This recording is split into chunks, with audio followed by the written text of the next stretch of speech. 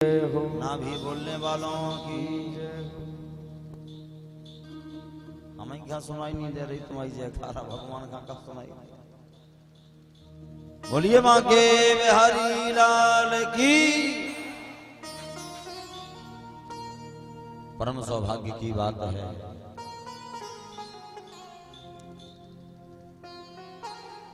भगवान की विशेष कृपा आप समस्त भक्तों के ऊपर हुई है, जो कि ये सुंदर दिव्य श्रीमद् भागवत कथा ज्ञान यज्ञ आप समस्त भक्तों को श्रवण करने के लिए सुलभ हुआ है। बहुत बड़ी कृपा है। संसार में प्राणी सांसारिक काम तो सहज में कर सकता है, सब कुछ हम संसार के काम सहज में कर सकते हैं, पर भगवान की कथा सहज में नहीं होती, सहज में नहीं हो पाती है। बरसों की तैयारियां फैल हो जाती हैं, बरसों से व्यक्ति सोचते हैं कि कथा हो जाए, भागवत हो जाए, लेकिन कोई ना कोई ऐसी समस्याएं आ जाती हैं कि नहीं हो पाता। कहने का तात्पर्य क्या है, कहने का भाव केवल यह है, प्राणी के सोचने से कथा नहीं हो पाती, ये तो भगवान की कृपा से कथा हो पाती है। एक है कृपा और एक है अति कृपा। संसार के जो कार्य होते हैं वो भगवान की कृपा से होते हैं।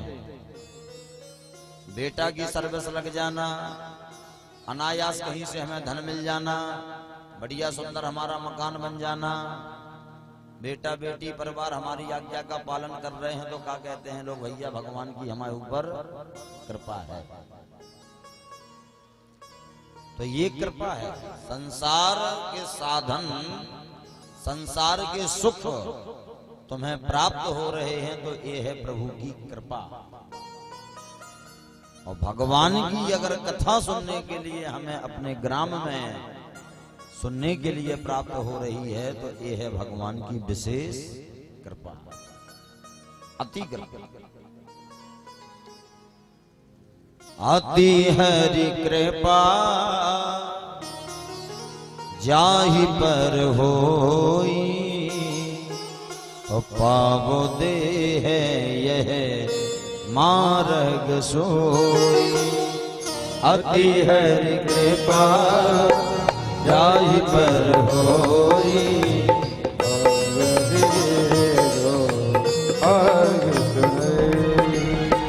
पावो दे है यह मार्ग सोई, पावो दे है यह मार्ग सोई। अति हरि कृपा, जिसके ऊपर अति कृपा होती है वही प्रभु की कथा सुन पाता है, और जिनके ऊपर नहीं है, जिनके ऊपर अगर नहीं है, वो कितना भी प्रयास कर लेवे फिर भी कथा उसे मिलेगी नहीं। हम तो यहां तक गारंटी दे रहे हैं, कथा स्थल में भी कोई आ जाए और अगर प्रभु की कृपा उसके ऊपर नहीं है, तो कथा स्थल में बैठ करके भी भगवान की कथा नहीं सुन पाएगा। उसके अंदर तर्क कुतर्क की बातें आती रहेंगी, ऐसा नहीं होना चाहिए था, ऐसा हो गया है, ये तो बहुत गड़बड़ हो गया, मंच थोड़ा ऐसा और होता तो आनंद आता, टेंट के पर्दा और लगे होते तो और मजा आ जाता है। वे कथा सुनने के लिए नहीं आए हैं, वे उनको काम ही है कछु ना कछु चीज में व्यवधान करना। तो समझ जाना चाहिए, पाप की गठरी तनक ज्यादा धरी, पाप की गठरी ज्यादा धरी है। इसलिए जिनके ऊपर भगवान की अति कृपा होती है उन्हीं को सत्संग सुलभ हो पाता है, कथा सुलभ हो पाती है। सुतदारा और लक्ष्मी पापी के घर होए, सुंदर पुत्र, सुंदर पत्नी, सुंदर परिवार, धन पैसा, बोले अगर ये मिल जाए तो ये तो पापी को भी मिल जाते हैं, कोई बड़ी बात नहीं है। सोतदारा और लक्ष्मी पापी के घर होए, पर संत समागम हरि कथा जग में दुर्लभ। सीता जी को देखो आप, लंका में सीता जी अशोक वृक्ष के नीचे बैठी हैं, अशोक वाटिका में। अब बताओ लंका में क्या कथा हो सकती थी, बताइए आप। लंका में तो कोई अगर राम जी को नाम भी ले ले तो शीश कटवा दे, तो राम कटवा देता है नहीं। राम का नाम लेना भी लंका में मृत्यु था, अगर कौन राम कह दे ना तो खत्म। और सीता जी दुखी बैठी हैं अशोक वाटिका में, और दुख का निवारण कौन कर सकता है? दुख का निवारण कर सकती है भगवान की क्या कथा। लेकिन लंका में कथा पहुंचे कैसे?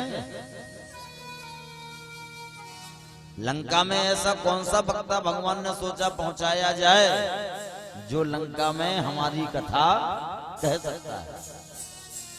वक्ता ऐसा होना चाहिए, पर वक्ता में बुद्धिमानी तो होवे ठीक है, बुद्धिमान के साथ साथ वक्ता बलवान भी बहुत चाहिए। बुद्धिमान भी बहुत चाहिए और बुद्धिमान के साथ साथ बलवान, क्योंकि जब वो कथा वक्ता कहेगा तो राक्षस उपद्रव जरूर करें, तो बलवान भी बहुत चाहिए। अब भगवान ने पूरे रामादल में ध्यान से देखा, ऐसा कौन सा वक्ता है जो बुद्धिमान भी होवे और बलवान भी होवे। अंगद जी पर नजर पहुंची, जामवंत पर नजर पहुंची, सुग्रीव पर नजर पहुंची, नल नील पर नजर पहुंची, लेकिन भगवान ने सोचा ये कमजोर पड़ जाएंगे, क्योंकि अगर कोई बुद्धिमान है तो कोई बलवान नहीं है, कोई बलवान है तो कोई बुद्धिमान नहीं। और एक वक्ता भगवान राम जी की नजर में आ गया, वो थे श्री हनुमान जी महाराज। राम जी ने विचार किया कि हनुमान बुद्धिमताम वरिष्ठम भी है, ज्ञानी नामाग्रगण्यम भी है, और साथ में अतुलित बल धामम भी है। तो ये बुद्धिमान भी है और साथ साथ में बलवान भी है, ये कथा भी कह सकते हैं। और कथा के बीच में कोई अगर व्यवधान करेगा तो मुष्ट का उठा करके प्रहार भी कर सकते हैं। तो हनुमान जी को भेजा, बोले तुम जाओ लंका में, तुम जाओ और तुम जाकर के माता जानकी को कथा सुनाओ। हनुमान जी महाराज पहुंच गए, कहां छिप करके बैठे? बोले अशोक वृक्ष के ऊपर तरुपल्लव में रहा लुकाई, तरुपल्लव में जाकर के छिप गए। क्योंकि वक्ता का जो स्थान होता है वो श्रोता से ऊंचा होना चाहिए, श्रोता से ऊंचा। तो हनुमान जी महाराज ने गद्दी भी बना ली वृक्ष के ऊपर। अब सीता जी बैठी हैं नीचे, हनुमान जी बैठे हैं ऊपर। कृपा की बात बता रहे कि सीता जी पर कृपा हुई तो कथा लंका तक पहुंची, केवल कृपा की बात। और जैसे ही हनुमान जी महाराज कथा सुनाने लगे, राम कथा गुड़ पर नहीं लागा, राम कथा गुड़ पर नहीं लागा, राम कथा गुड़ पर नहीं लागा, राम कथा गुण पर नहीं लागा। सुनते ही सीता कर दुख भागा, सुनता ही सीता कर दुख भागा। ऐसे ही प्रभु की कथा कानों में पहुंची तो सुनते ही सीता कर दुख भागा। ये है भगवान की कृपा का फल। जिस पर कृपा हो जाती है उसे कहीं भी कथा सुलभ हो जाती है, और जिस पर कृपा नहीं होती है वो कथा स्थान पर भी पहुंच जाए फिर भी वो कथा भगवान की नहीं सुन पाए। ये कथा की महिमा है। तो आप समस्त भक्तों ने बड़ा परिश्रम करके ये आयोजन यहाँ रखा, क्योंकि हम भी व्यस्त थे। कल ही से गोवा में कथा का समापन हुआ, हमारे पास अचानक फोन पहुंचा, बोले महाराज कथा होने है। हमने की कब से होने, बोले 2 दिन बाद।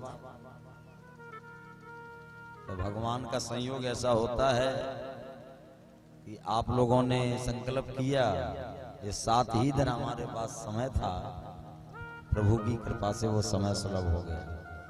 तो कहने का तात्पर्य भगवान की कृपा केवल आप पर नहीं होती, हम लोगों के ऊपर भी होती है कि आप जैसे भक्तों के मध्य में आकर के कथा कहने का सौभाग्य हम जैसे भक्तों को भी प्राप्त होता है। तो आप लोगों ने बड़ा परिश्रम करके ये बृहद आयोजन रखा। शोभा यात्रा बड़ी भव्य निकाली, कितना 1-2 किलोमीटर की तो शोभा यात्रा हो गई होगी है। अब बेचारी माताएं बहनें कलश रखे, परीक्षित जी भागवत जी रखे 2 किलोमीटर 3 किलोमीटर, अरे तो क्या हो गया। लेकिन भागवत जैसी उतारी परीक्षित जी ने उसके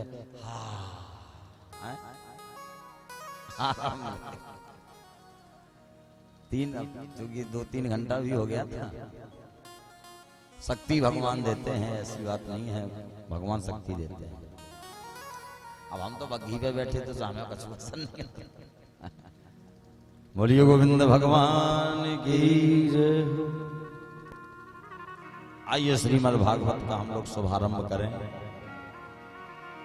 श्रीमद् भागवत का प्रथम श्लोक श्री वेदव्यास जी महाराज ने गाया।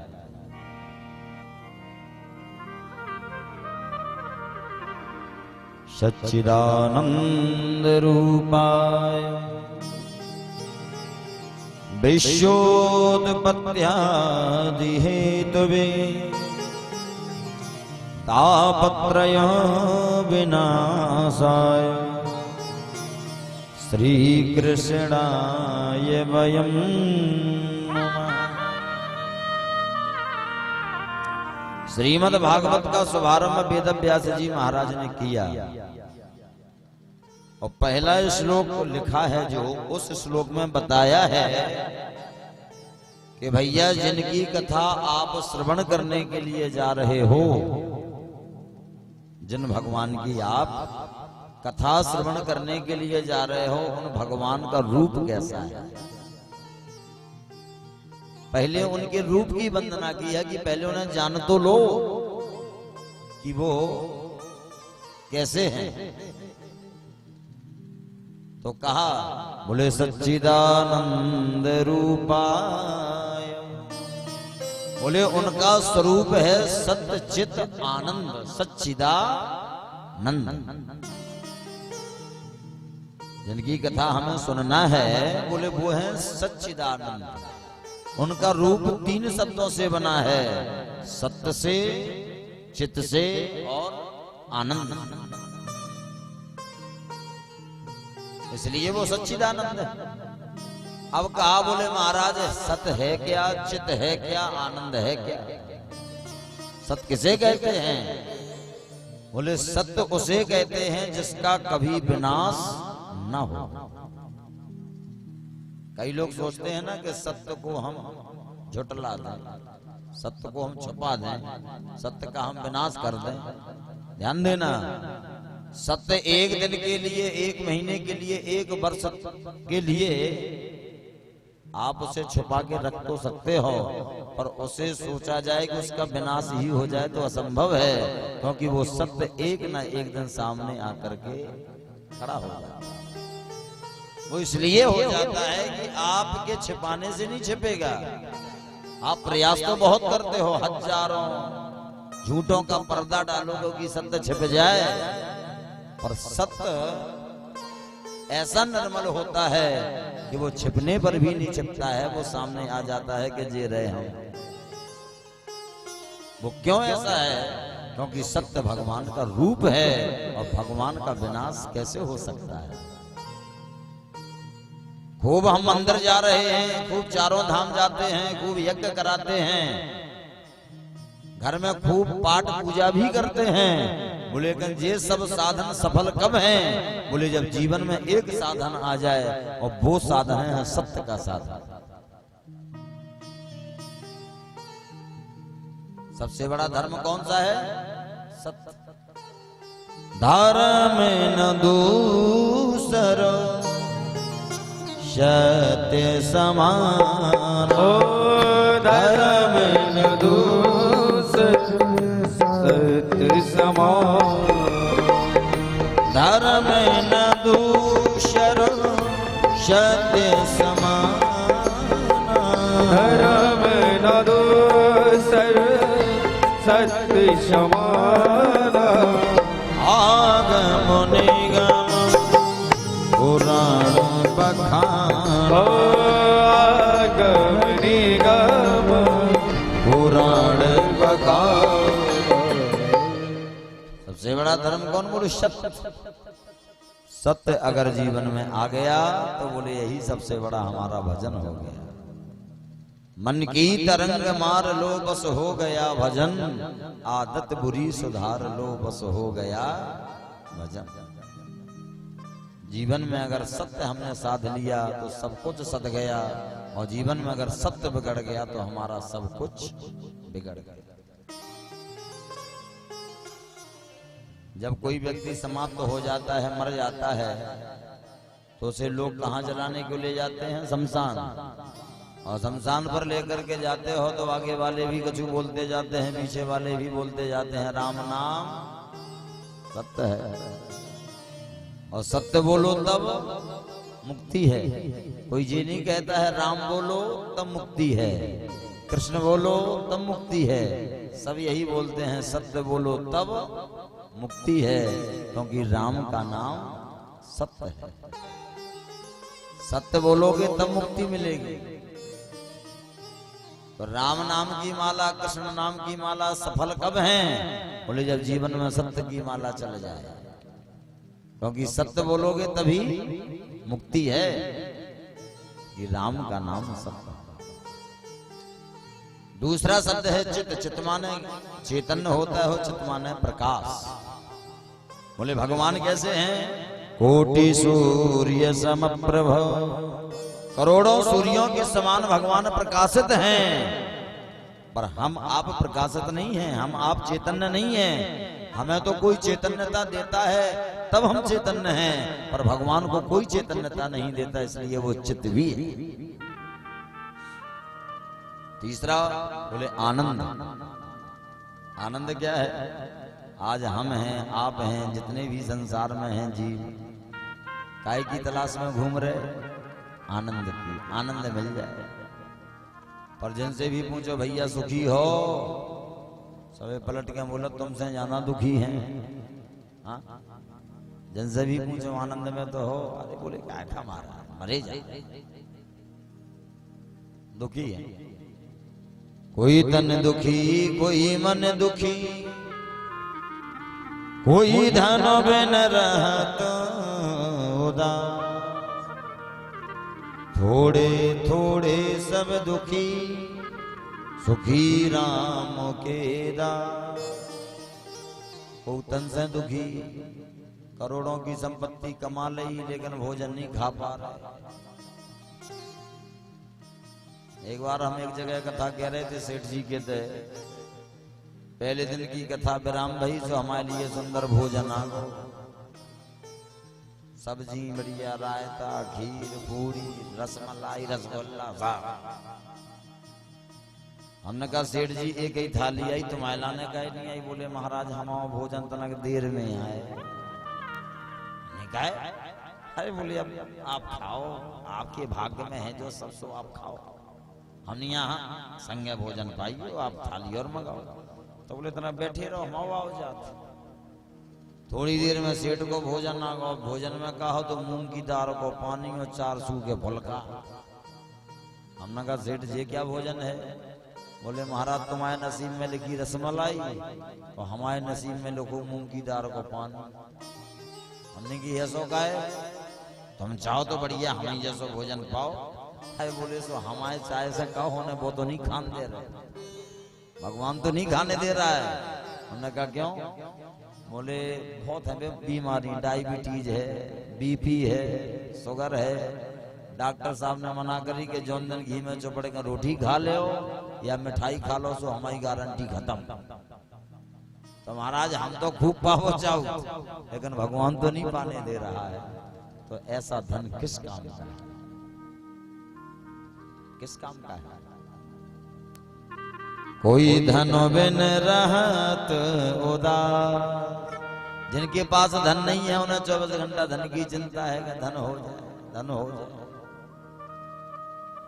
तो संसार में बोले सब दुखी, कोई तन से तो कोई मन से तो कोई धन से। तो सुखी कौन है? थोड़े थोड़े सब दुखी पर सुखी राम के दास। जो भगवान के भजन में मस्त रहते हैं, जो भगवान के कार्यों में मस्त रहते हैं वो सुखी, और संसार में जो सुख खोज रहे हैं वे सब दुखी। आज हर प्राणी सुख कितने खोजे, संसार में खोजे क्या सुख मिले जाए। अब संसार को नाव जानत का है? संसार को नाव है दुखालय, और दुखालय का अर्थ क्या है? बोले दुख का घर। जहां दुख ही दुख है वहां जीव सुख खोजता है कि सुख मिल जाए। कहां से मिल जाए बताओ? खूब जोर से भूख लगी हो, भूख लगी होए और भोजनालय ना जाकर के पुस्तकालय पहुंच जाओ, और पुस्तक वाले से जाके कहो बच्चा हमें 2 समोसा दे दो, वो का कैसा ठिया गया क्या? तुम्हें जो भोजनालय दिखाई दे रहा होगा जो तो पुस्तकालय है। अरे समोसा पाना है तो भोजनालय जाओ ना, उतने समोसा कचौड़ी पकौड़ी सब मिले। और पुस्तकालय में क्या मिलेगा? केवल पुस्तक मिलेगी। तो जहां जो वस्तु होगी वो वही मिलेगी ना। तो संसार में क्या है? बोले दुख, और भगवान के चरणों में है सुख। तो आनंद कहाँ मिलेगा? संसार में या भगवान के पास? पर खोज कितने रहे यार। 5000 रुपया का दिन में कछु में फायदा हो गई, बोले आनंद आ गया। तो कितनी देर खाओ? बोले जितनी देर में 5000 रुपया आ गया तो एक दिन आप मना लो, दूसरे दिन से अगर दूसरे दिन घाटा लग गो, अरे राम राम सब बेकार है। तो ये संसार के जो आनंद है वो क्षणिक हैं। क्षणिक तो आपको आनंद देते हैं, और वही आनंद दुख भी बन जाते हैं। कल अगर आज 5000 कमाए और कल 10,000 को घाटा लग गो तो सब बराबर। तो जितने हंसे नहीं है कल उतने रो ले। तो कहने का तात्पर्य आनंद संसार में नहीं।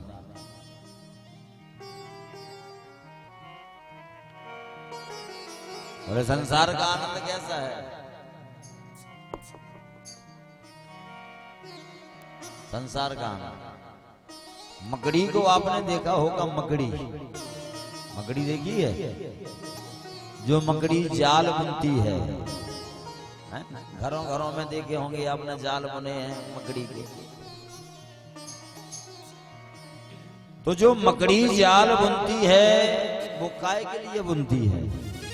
वो इसलिए बुनती है कि इसमें हम बाद में सुख लें।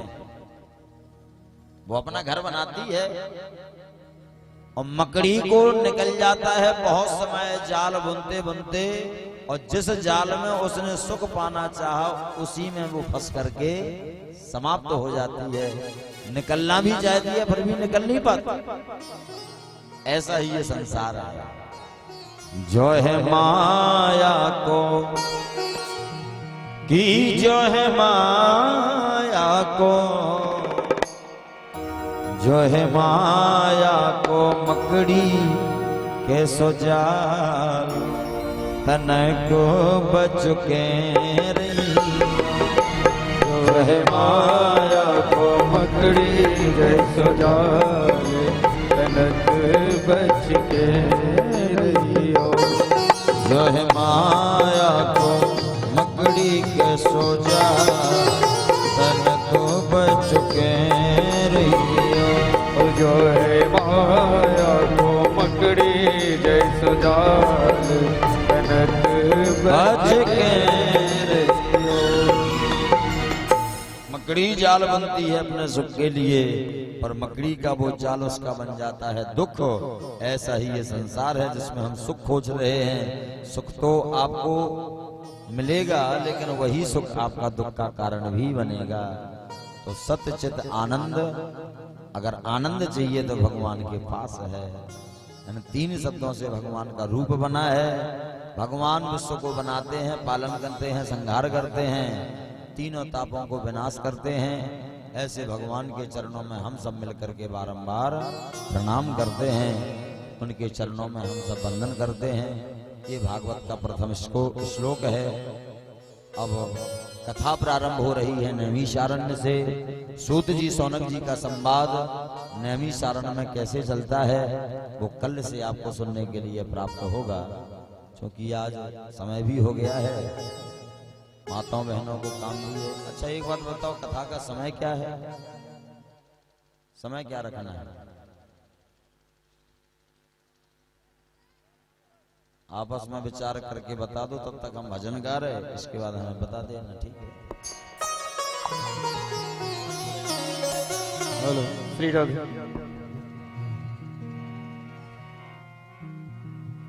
हेलो हेलो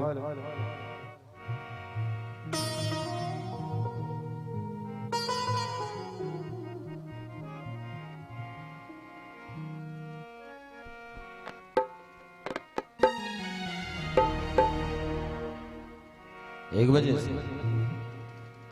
बजे से 4 बजे तक आप लोग कथा का आनंद लेंगे। 12:30 बजे हमारे कलाकार मंचस्थ विराजमान होंगे और 1 बजे से कथा आरंभ होगी। समय का ध्यान रखते हुए आप लोग पधारें और कथा का आनंद लें, क्योंकि आज पहला दिन संपन्न हुआ, 6 दिन और हैं।